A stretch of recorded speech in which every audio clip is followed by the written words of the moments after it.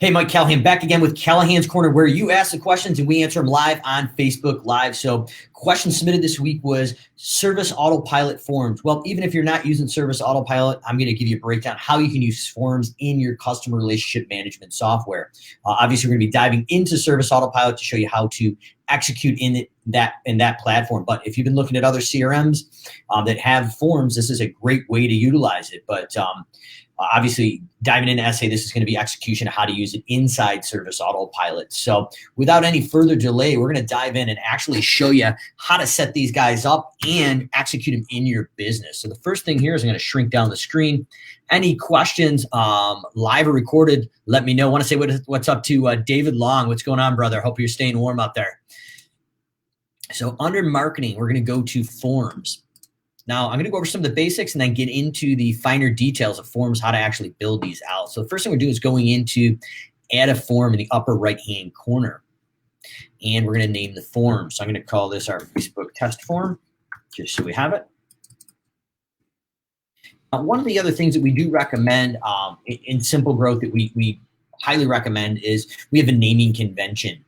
Talked about it in automations, but this translates into all the different things we use in the system. So if it's a sales form, it would be 10 dot Facebook test form. If it is a marketing form, it could be 20 dots. So each 10, 20, 30, 40, 50 stands for a different type of function in the business. So 50 is our internal /HR, so on your employee forms, things like that. So that's a great way to be able to segment your forms. So you can kind of see behind here, I've got my 10 dot marketing, I've got my 20 dot sales. That's a great way to segment your forms. So if you've got several hundred of them, eventually we can go into each part of the system and see what each form is for each type of the business. So first thing we want to do is go in and add a field. So there's two distinct different ways to adding a form in for your website. And this is the first type of form that I'm going to tackle. That seems to be the biggest disconnect when a Service Autopilot member is making a form for the first time or existing.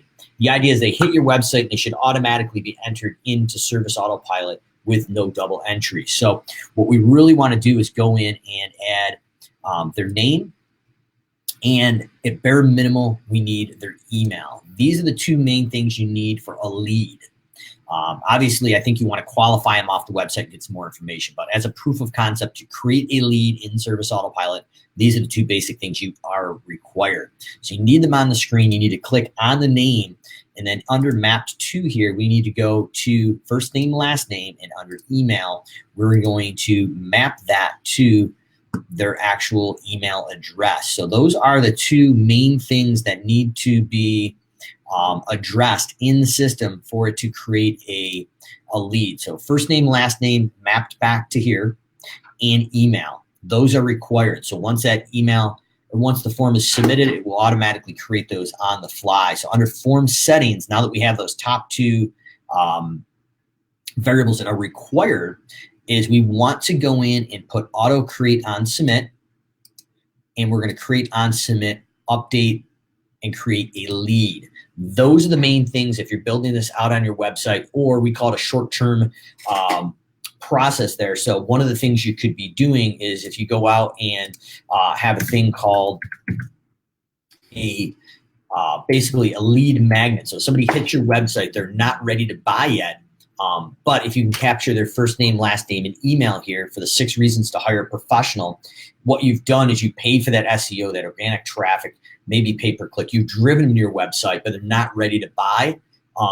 In my opinion, you've got a hole in your sales funnel. You're bleeding money there because you paid good money to drive into your website, but you have no way to capture that lead. So by having a lead magnet, the 5 or 6 reasons to hire a professional, this could be a video series, a PDF, a white paper, an article, whatever that is, we need to be able to capture that and then nurture them. Taylor Chase Cannon wants to know if we're still going to be covering the fertilizing. Yes, absolutely.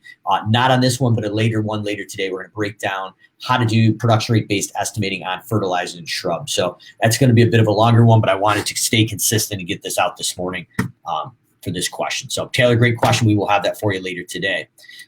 So basically in forms, that's the idea of a lead magnet, a short form that you would use. And we get them in, we drive them through our long-term nurture that we use in Simple Growth automations, or obviously you can build your own. So the next question is, how do we create a client in-service autopilot. So same thing, we need first name, last name. The other variable that's required is address. So I'm going to recommend pulling that up. It's the required field. When you click on address, it drives it down. So we want to map this to service address, not billing address. So that service address is going to be the missing link that we need to create that client. Now, under form settings, we need to go down and change that create update lead, if that's what we're looking to create update client. So predominantly off your website, you're still going to create and update a lead. But if you want to create a client, they need first name, last name, map back, and address map back. For lead, it's first name, last name, and an email map back.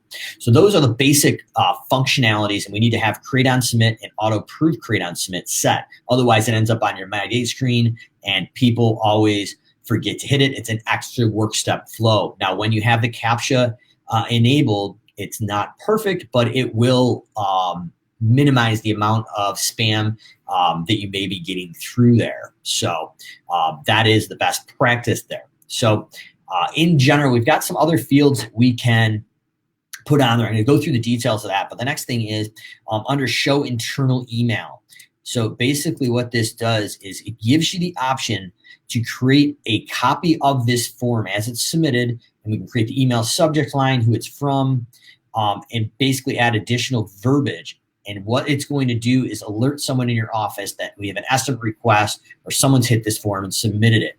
We can also go through and select the recipients here by role or resource, and this will automatically take care of that notification. So it's a great feature that's built in. You don't need automations. It's included in that. In addition, if you want to send confirmation to the client, we can send them a copy of the form with additional verbiage, acknowledging that they have accepted or we've received their request for an estimate, and basically confirming what they've selected. So this is a great way to start the communication process before you actually get into an automated process. It can be exceptionally more personal and meaningful. So if you're just starting out, you're not automating it, this is a great starting point. When you automate it, you probably want to stay away from this and build a welcome process that we have where we go and acclimate them what to expect, and we tie in that PCI compliant credit card form or merging in the payment portal to get that credit card on file if that's something you want to do. So that's the basics and concepts that we're diving in here with this form. So next thing is show on mobile. That is a big question. So how do I create a form for my team in the field to require a picture, or say we've closed the back gate on the fence, or maybe there's certain things in a home cleaning company that we're talking about. We're going to clean all these rooms, bedrooms, bathrooms, and in the kitchen and living areas, they have hardwood floors, and we're going to use Bona. It's a cleaning product for hardwood floors. So these are things that could be checked off by the cleaner or the technician in the lawn care company that are required, but it's a status to make sure what should happen always happens for accountability. So we're taking that knowledge from the office, the owner, and disseminating or basically delegating it and sending it out to the people in the field. So you're not the single point of failure. So that is show on mobile. So that can be live in the mobile. One of the ways we used this at Callahan's Lawn Care was we had a mobile form that popped up in between 10 p.m. and 7 a.m. every day that it was below 50 degrees in the winter. We required someone to go out and do spot checks at each property. They would pull up their phone and take a picture of the property with a ruler. And the form listed the location, the conditions of the weather, and behind that form there was some tags and triggers for automations that notified via text the people that would have to go out if we had 1 inch of snow, 2 inches of snow, 3 inches of snow, or just icing that needed salting. So you can automate some of the communications based on things that happen in these forms. Next thing here is show URL attachment. So it gives you the ability. So a lot of the people that we work with in water features or even landscape companies, cleaning companies as well, require pictures of the job that we're estimating. So this alleviates you to go out in person. So if you put the show attachments, it gives them the ability with their mobile or on their computer to attach pictures. So it alleviates you to actually physically going out and doing the estimate in person. So these are some of the benefits of forms and how they can be utilized in your service business. So any questions as you're watching live or recorded, I'm happy to take a look at those as well. those are going to be the high level basics. So the next thing here is under fields, we can add text. So this is just literally a text field that captures text. We can do paragraphs. We can do multiple choice. We can do numbers. One thing here is this could be untitled, could be it goes out and it captures when is the last time you had your house cleaned. A qualifying question or something you want to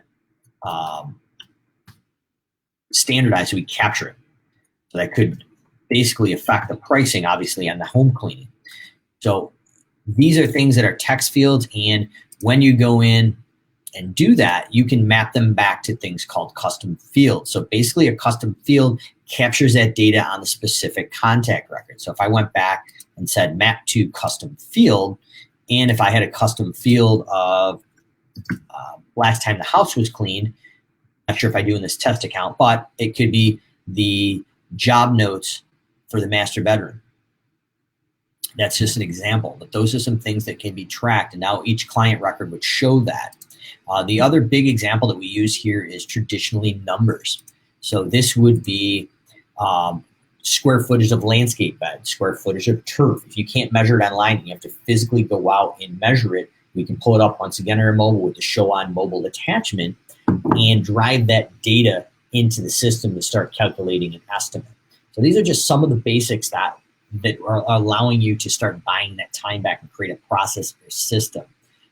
We have all different options. Now, in addition, what we can do is if we have checkboxes or multiple choice here, and we click into this, we can add things such as tags. So we can map it back to a custom field, and we can add tag conditions. So if they check something like they have a fence gate, that can have a tag that this person has a fence gate, so we know we need a certain size mower. But anything you want to track and apply a tag to, this can be applied automatically off the form. So this is, as it starts to build complexity, we can build that in. And these can trigger automations and different segmentation of your client base. So on a high level, those are the different type things without spending hours on this. Another really cool ninja tip that we do recommend here is going in and entering in the help section. So what we've done at Callahan's is we created videos inside these. So video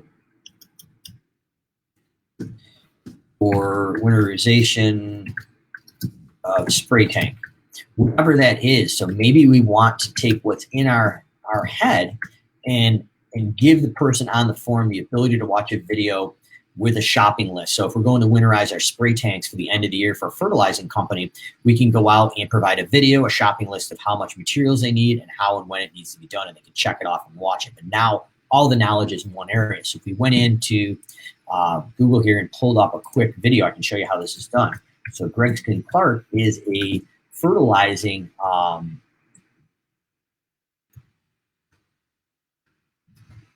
producer, and they make these tanks. So they've got a YouTube video here that they've built. That this is one we actually used in Callahan's that actually plays how to winterize a tank, and it goes step by step by the manufacturer on how to do it.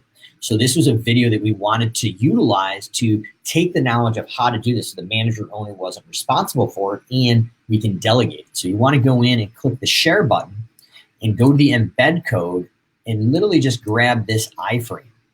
That's the code right there, and hit save. Width and height are 560 and 513. You can actually manipulate these, believe it or not. Once you go to forms, in the help text, if you paste that in and go in and maybe you want to make this, let's see what happens here, but 300 by 150. You definitely want to adjust it and play with it because the width of that is going to be pretty funky. But once you have that in there now, in the help section, we can go in and save this. And let's see, under form settings, we have to change this. Other thing here, showing timelines is clicked by default. That's great. Every time it's submitted, you can see it in the timeline of the customer, lead, or the employee. So that gives you an audit trail as well. So once you have this saved, I'm going to go in and actually find this form.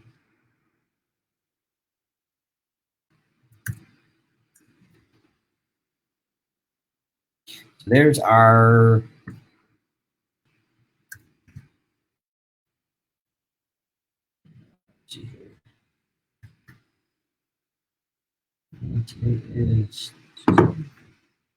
there it is. So this is our form. So once we have the form that we want,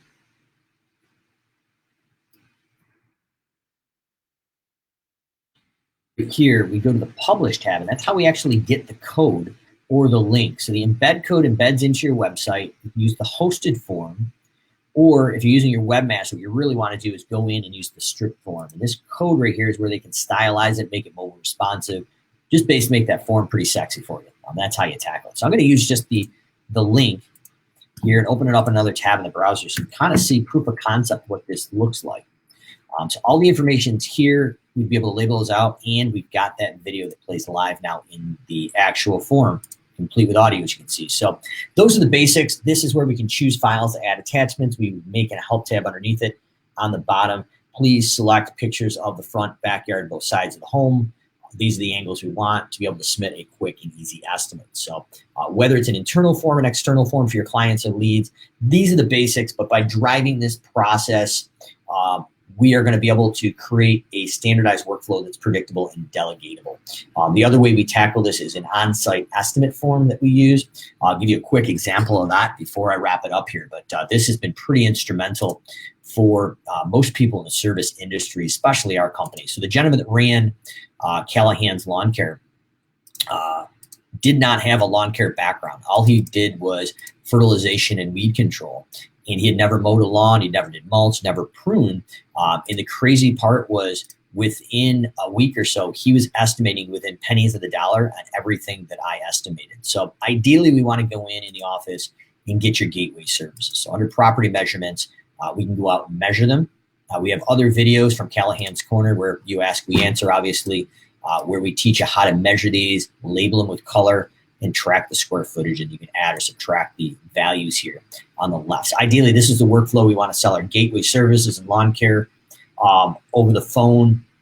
Same idea in home cleaning. We want to sell our top to bottom or initial deep clean over the phone by asking certain variables with a high and low price range, and then eventually, once we get there, we get a set price. The idea is we want to take them off the market, close the sale, and then upsell our reoccurring ancillary services. So try to get them online, but if we can't, this is where the form comes into place. This A is for auto assist. This is what happens in automations. You can build these out and customize them. The thing I want to look at is our on-site form here. I'm going to show you a couple examples of the other forms we have here if I got a few minutes. So first name, last name, address loads in automatically. But the idea is now we're taking our phone and walking around the property and plugging this in our tablet. So if you can't measure it online, we're plugging in lawn square footage, linear length of the landscape bed to be edge, bed square footage to be mulch, number of small, medium, and large shrubs. We have production rates, how to trim those and clean those up, how many minutes for small, medium, and large shrub. Taylor Chase Cannon asked about, are we going to go into a video later today about production rate based estimating for shrub and tree care for fertilizing? Very similar process, but we'll dive into that in the next Callahan's Corner. We've got trimming hedgerows with and without a ladder in 10 linear foot sections. And then we've got notes here for shrub pruning. Does not include hedgerow on west lot line. What that does is it eliminates you going into the description tab in the estimate, physically typing this in and having to remember. You enter the data in the form, and we've linked it back to that custom field for that client, and it merges in automatically the document. So we're taking all the screens and compiling them down to 5 to 6 screens of success to optimize a workflow that we can train somebody in 7 to 10 days and have them up and running proficiently in Service Autopilot right out the gate. So the idea of the on-site estimate form is you're walking around and you're collecting the data when you're there, and then when you pull up the estimate live in the mobile or in the office, all the data calculates a price, a budgeted time, and cost before profit. So that's how we drive that process through a form. You can see on-site estimate form here on the left. That's our audit trail. In addition, we've got a couple other ones that we may want to look at real quick. Is we've got our office KPIs. So these are some things that we may have a office or manager person do. So how many lawn mowing renewals, how many new clients, number of new lawn mowing clients to hit the sales goal. So we've got our daily sales goal. That's our dashboard that we're driving through a form, and then we can report on that. Traditional fertilizing, new renewals clients, and how many more to hit our goal for the end of the year. Organic fertilizing. Accounts receivable, current, 30 days, 60 days, 90 days. customers and leads, number of new leads, number of new clients, number of canceled clients. That is our dashboard that we're driving through a form and then reporting on. But we're forcing someone to physically track this. Yes, we can build automated reports, but if somebody is accountable for this, my opinion is we don't want to necessarily automate this. We want to make them feel the wins and losses so they're driving home to that goal. So that's the idea of this office KPI form applied to somebody. It's something like our repetitive task automations, where we automate our daily, weekly, monthly, quarterly, and annually repetitive tasks in the office under about 7 categories. So this would fall under our office, but it tells everybody what they need to do, how to do it, when it needs to be done. And if it doesn't, it alerts the employee that didn't do their job, and it escalates to the manager owner via text or email. Summer KPIs, key performance indicators. So we've got our lawn mowing KPI sheet. So we've got our crew leader, start and stop time, technician. We've got some information based on the dollars sold, actual versus budgeted. There's the oil checked on equipment, gas receipts, and route sheets completed in the mobile or on site. So these are some of the examples that we've used throughout the day. And then if there's the receipts from expenses, the manager would attach the file or picture of those so we have an electronic copy. Next thing we're looking at here is we've got the same thing for winter. We have quality control forms. So we go in, and this is what the customer success coach that would do for us. So we would go in, and we on an NPS score, we'd rank the lawn mowing, the line trimming, the blowing, and we'd have a detailed thing in the help tab of what we were actually defining, so there was no question. And basically, we would go in and check what they did. And then some personal notes here, and they could attach pictures of what actually happened on the job.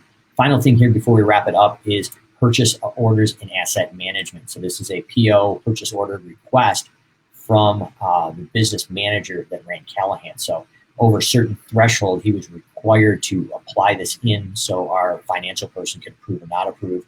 And when he did buy it, he'd go back into the form and take a picture of the receipt.